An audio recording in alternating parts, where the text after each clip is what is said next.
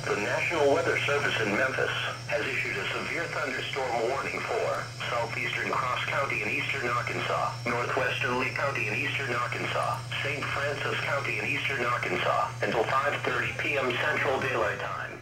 At 4:45 p.m. Central Daylight Time, National Weather Service Doppler radar indicated a severe thunderstorm producing quarter-size hail and damaging winds in excess of 60 miles per hour. This storm was located 8 miles northwest of Wheatley, or near Cotton Plant, and moving east at 45 miles per hour. Locations in the warning include but are not limited to Forest City, Hughes, Madison, Palestine, and Village Creek State Park. A tornado watch remains in effect for the warned area. If a tornado is spotted, act quickly and move to a place of safety in a sturdy structure, such as a storm shelter or small interior room. Stay tuned to this broadcast for the latest updates and information.